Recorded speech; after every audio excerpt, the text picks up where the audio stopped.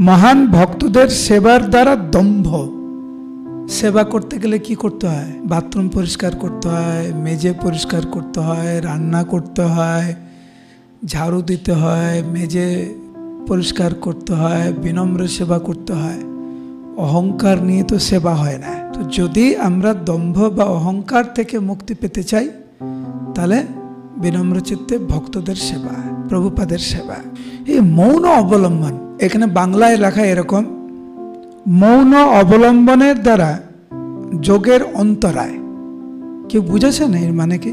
প্রভুপাদ ইংরেজিতে কেমন করেছে দেখুন, তাহলে বাংলাটা বুঝতে পারবেন। প্রভুপাদ বলেছেন, by keeping silent one can avoid obstacles on the path of mystic yoga। মানে মৌন ব্রতের দ্বারা আমরা যে পন্থাতে রয়েছি, সেই পন্থায় যত প্রতিকূলতা রয়েছে, সেই প্রতিকূলতা থেকে মুক্তি পাওয়া যায়। এইটা নিয়ে কিন্তু আমরা কয়েকদিন আগে আলোচনা করেছিলাম। হাজব্যান্ড অ্যান্ড ওয়াইফ দুজনে থাকছে বাড়িতে, একজন যদি একটু চুপ থাকে, তাহলে কিন্তু অনেক বিপদ থেকে আমরা মুক্তি পেতে পারি।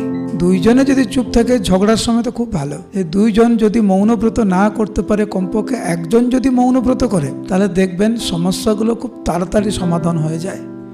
আর দুইজন যদি বকবক করতে থাকে সর্বক্ষণ, তাহলে যোগের অন্তরায় বা যেই পন্থায় আমরা রয়েছি, সেই পন্থার যে সমস্ত প্রতিকূলতা, সেই প্রতিকূলতা কিন্তু আমরা কিন্তু কাটিয়ে উঠতে পারবো না।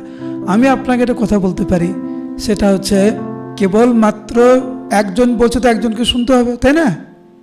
আপনি যদি না শুনেন, তাহলে মহাভারত শুরু। আপনি যদি চুপচাপ যদি শুনুন, যদি শ্রবণ করেন উনি যা বলছেন, দেখবেন 70 to 80% সমস্যার সমাধান শেষ।